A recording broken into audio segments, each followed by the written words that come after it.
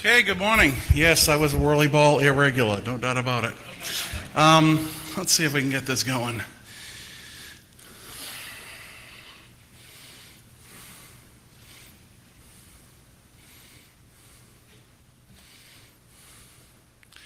Okay, that's nice. Now, which one's project? I think it's control. No, no. Okay, sorry. Yeah, sorry. Yeah, sorry. So Okay. it's the version of Ubuntu, I don't know which version. Okay, so the first thing people ask me when I stand in front of a room like this is, you have a sports coat on, John?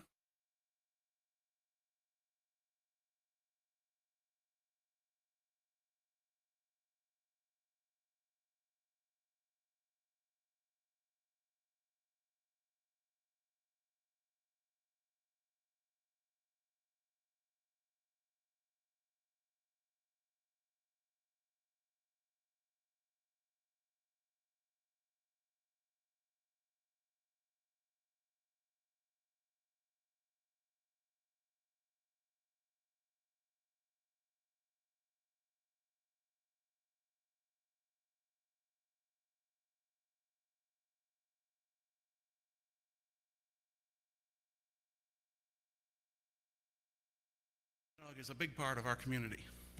So, let's go. What do we have that's been happening? First, a reminder, 4-byte ASNs. Can I ask a question here? Because we've been flogging this horse for a while. Who here doesn't have a 4-byte ASN? Okay, that's not problematic because you probably already had an ASN. Let me ask a more important question. Who doesn't support peering with 4-byte ASN BGP speakers? Okay. Can we at some point figure out how to fix that? I guess I'd say fix that, Matt. So the reason I ask is the statement at the bottom of this. You know, we've issued 69 4-byte ASNs, 42 of them have come back, and all of them have said, Matt said his router won't support 4-byte ASNs, okay? I can't come to any other conclusion, okay? So I presume everyone supports 4-byte ASNs. If you do not support 4-byte ASNs, it's very important.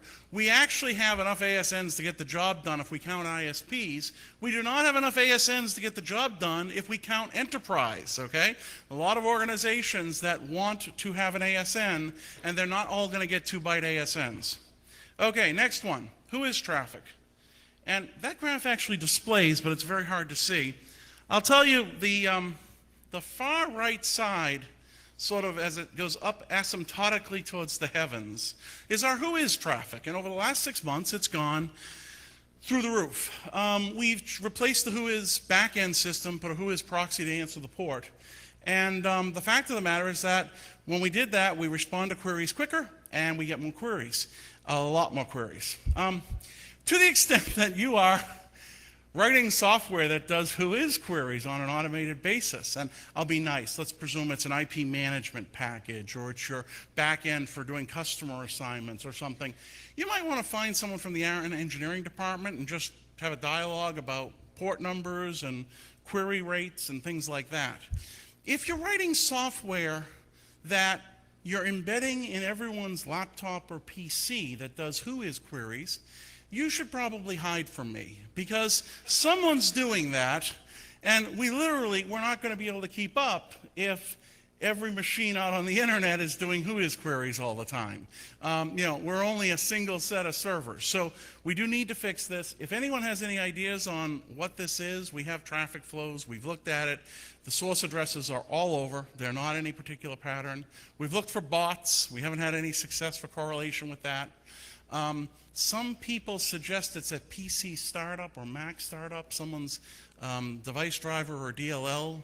But in any case, we're keeping up. All I can say is that Mark keeps buying hardware, and I keep saying yes, and so we'll keep up with the traffic, but we don't expect people to be embedding this in software that's out there in everyone's end computer. That certainly wasn't the intent of the operational who is database. If you're doing something like that, you definitely need to talk to us, because we'll have a scaling problem long term. Okay, Yeah, so we replaced whois with the RESTful interface. Major upgrade, very efficient, more consistent with the existing documentation. No, not the existing practice, just the existing documentation. The pilot is available if you want to take a look at it. We have documentation that describes the changes. We put a listener on port 43 for existing queries.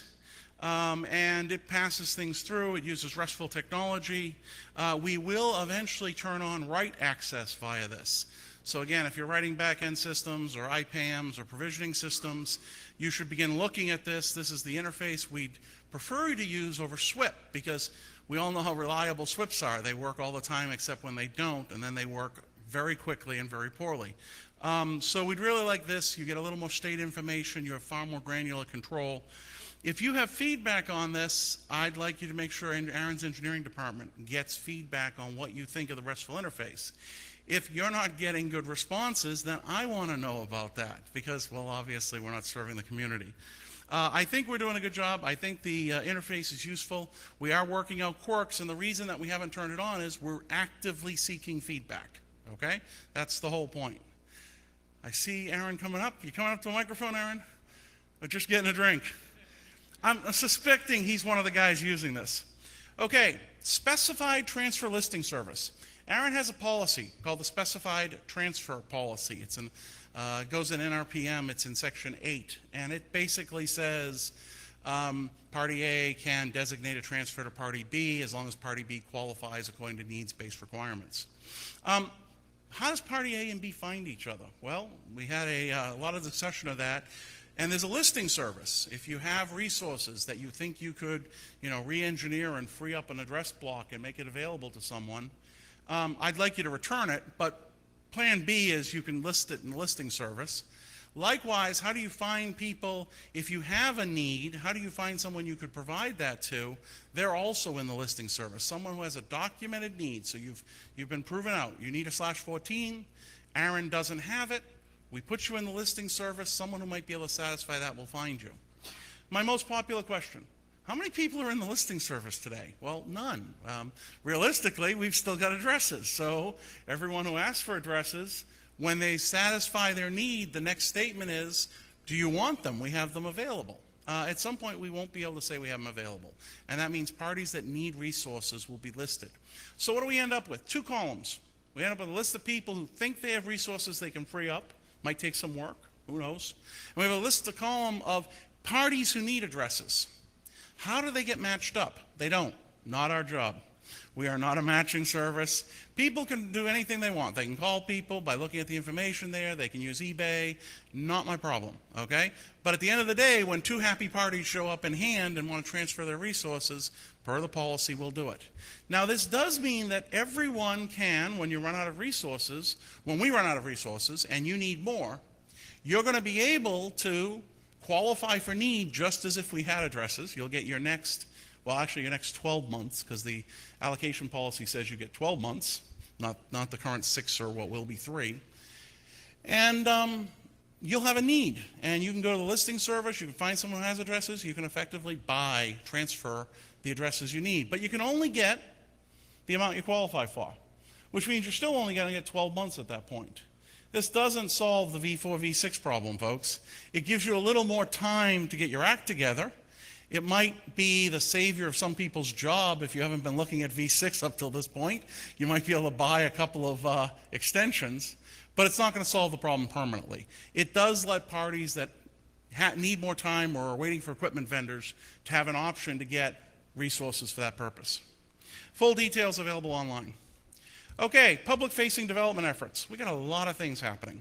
Arin Online is our online interface. I think a lot of you have used it. You want to see what we're adding to it. The roadmap of development is online. You can see what we've checked off and what's in development and what's to be coming up. We have a lot of capabilities and able to go in, create organizations, point of contact, manage contacts, and it's long-term. It will be the interface that you use for all your Arin interactions. New templates. Part of changing Arin Online required actually having a schema for our database that actually reflects reality.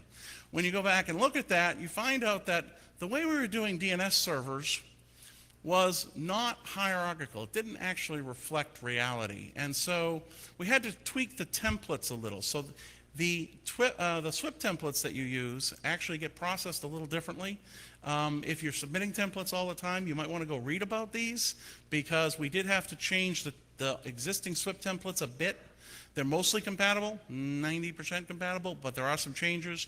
Long-term DNS record management, again, will be through Arin Online. DNSSEC, speaking of DNS, the root of the DNS tree has been signed, so that's a wonderful thing. The RIRs are busy working together and with IANA to get inatter.APA signed appropriately and in place. And we're in the process of doing the linkage that you'll need to sign your inatter zone. So if you're running DNSSEC, you'll soon be able to generate the DS records you need and have them in the adder zone, the inatter.APA zone that we operate. So very good feature coming up at the end of the year. Another end of year, RPKI. Some people know what it is, some people don't. Resource certification, the ability for you to turn around and have a digital certificate which says you're the holder of a resource. In turn, lets you sign other digital items, like here are the parties that can route my record. We intend to roll this out. We're rolling it out first, managed via this interface. Anyone on NANOG right now probably is still a running gun battle between people on the NANOG mailing list about why you'd want someone to manage your RPKI. The reality is some people find it challenging, either operational or in terms of just the logistics involved. And so we'll operate it. Coming up in the first quarter of next year, if you're running your own certificate authority, we will do the linkages, the up-down protocol as it's called, to let your certificate authority interface with ours, so you can have a hierarchy and you can run your own RPKI, do your own certificates. Particularly important about people doing lots of allocations. I know the other RIAs are on a similar track. This is one of the areas where we're doing some fairly close engineering coordination. Outreach. I don't know how much people have seen our outreach. So this year we've done lots of outreach. Dozens of interviews and speaking engagements that I've done, Richard Jimerson, the staff. We actually tapped the advisory council and the board to do some of these. It can be a lot of fun. We recently had a significant amount of outreach. Last week, Tuesday. Last week, the U.S. federal government actually had a meeting downtown at the Press Club and announced the U.S. federal CIO and U.S. federal CTO, Anish Chopra and Vivek Kundra, announced the U.S. government moving to IPv6 because of the IPv4 depletion problem. All federal websites will be moving to IPv6 in addition to v4 by September 2012. If you happen to be serving a federal agency, you might hear them asking now about v6 because they're interested. If you're a vendor, you probably will have federal customers asking about v6 support. It's a pretty significant decision upon the federal government. There's no mandates for industry to do anything. That's not generally how it's done in the U.S. In the U.S., they tend to change what the federal government procures, and hopefully industry will follow. So that's a good sign. People should recognize that that will increase the visibility of the need to deploy IPv6 in a dramatic way. We continue to have the online slide deck, IPv4 v6 depletion adoption. You can use this slide deck. It's available online. Download it, change it, present it. We've had people present it at a lot of places. If you want us to come, we can try, myself or Richard or one of the staff can come out, or you can do it yourself if you need to explain to people in your organization why we're running out of v4 addresses and what's next.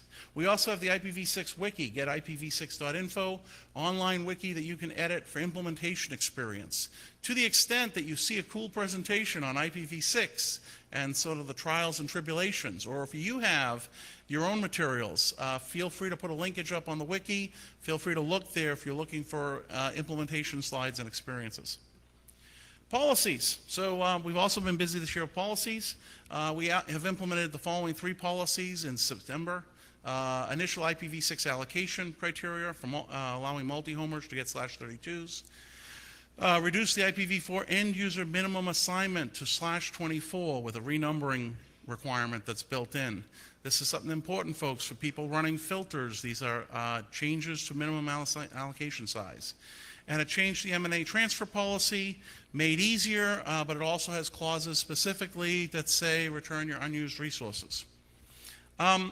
Adopted and pending, the waiting list for unmet IPv4 requests. There's a theory that there could be people who need addresses who don't think they're going to be able to get them on a market, that are just going to wait, and maybe addresses will be returned, and we should have a waiting list. This implements the waiting list. It's a fairly complex policy. It's going to be a lot of fun to implement, because that will match up. If you're on the waiting list for IPv4 addresses when we run out and a block gets returned, there's an algorithm to determine who ends up getting that block or pieces of it. It's going to take a bit for the staff to digest that. Luckily, we still have addresses, so there's not a need for a waiting list right now, but we'll have it implemented timely early next year. Current draft policies. So I know a lot of you are going to leave here Wednesday, and you're not going to hang around for Arin. I figured I'd give a little insight. You may think that the policies discussed by Arin don't affect you. Obviously, they do, as you can see by the prior slide. Let me give you an idea of what's coming up that you might want to participate in. If you can't stay, remote participation is a great option. Increasing the IPv4 reserve for facilitating IPv6 deployment. Having IPv6 allocations for 6RD. Having an IPv6 allocation policy specifically for transition technologies. Cleaning up and restating the IPv6 assignment criteria. Having a global policy for IPv4 allocations in the IANA post-exhaustion period. Standardizing IP reassignment registration requirements, cleaning up some information about who is, etc. And required resource reviews. Right now, staff has discretion of whether we do a resource review in certain circumstances. This would make it specifically directed. Okay, one other important thing, Arin is in this region a participant in the NRO. The NRO has a numbers council. It's also called, it serves the role of the ASO-AC, the ASO Advisory Council within ICANN. That group helps coordinate global policy and helps make sure that when we bring a policy to ICANN, it's been appropriately reviewed by all of the regions. We have 3 representatives in that region, and each year one of them is up for replacement. This year, there is an opportunity to vote. If you have registered for NANOG prior to 9/21, you can vote in this. Votes will close in 2 days at 5 p.m. So anyone registered for NANOG can vote in this. You should vote. It's to vote for someone for the Numbers Council. It's an important part of how we coordinate global policies. I ask everyone pay attention to this. You can go online, you'll see links to it. Okay, upcoming Arin meetings. We have 2 upcoming Arin meetings for next year. We'll be in Puerto Rico again. That'll be wonderful, in San Juan in April. I welcome everyone to come on down. That's not a joint meeting, obviously, because we've been doing joint meetings in the fall. And then in the fall, you've already heard about NANOG's meeting. If you were here yesterday, we have a joint meeting with NANOG in Philadelphia in October. So I'll see everyone else at least in October, if nothing else. References, you want to look more on policies and proposals and policies, you can go online, Arin policy/proposals, index HTML. Mailing lists, of course, we have the mailing list where we discuss these, and that's at arin.net, participate, mailing lists, index.html. Thank you. We hope you'll see you at the Arin meeting in the second half of the week. And I'll take any questions that anyone has. Rear microphone. Sorry, Kathy, I beat you here. This is a question that probably should be addressed to somebody in the federal government. Oh, Kevin Oberman, ESNet. Can't believe I forgot to do that. Anyway, just getting senile. The federal requirement for IPv6, which I was delighted to see, have you looked at it to see if they were careful enough to avoid agencies weaseling their way around it by doing tricks like they did when they were required to have IPv6 connectivity to their backbones a couple of years ago? Right. Specifically, I'm worried they will bring up their public-facing services with slightly different IPv6 only names so that they really don't have to have them working very well, because they figured nobody's going to really be touching them, so they can sort of hide them and forget about them and not really worry about IPv6 beyond getting it to where somebody downloads a web page once and they declare victory. Right. So the answer is, as people might know if you were involved in the federal government, the U.S. government in 2005 had a memorandum that said you have to run IPv6 in your backbone. And in 2008, all the agencies had approved that. So they all brought up their IP connectivity long enough to do a ping, printed out the ping test, and then shut down V6. To some extent, given the state of security equipment, firewalls, some routers, CPU code paths, that actually was prudent in a lot of cases. This is actually a statement that says on an ongoing basis they will have their services available via IPv6. Additionally, there's a second requirement, which is by 2014, internal services will be running on IPv6, which I actually am not sure. The task force is still defining those. So this is not a go taste IPv6 and walk away. This is U.S. federal government has said it's moving. Everyone needs to pay attention. Does that answer your question, Kevin? Kathy? Hi, I'm Kathy Aronson. I'm on the Arin Advisory Council. I don't really have a question, but I have two comments. One, there's a whole bunch of us here from the Arin Advisory Council, and if you can't make it to the Arin meeting and you have feedback on one of the proposals, just find one of us. I think all 15 of us are here.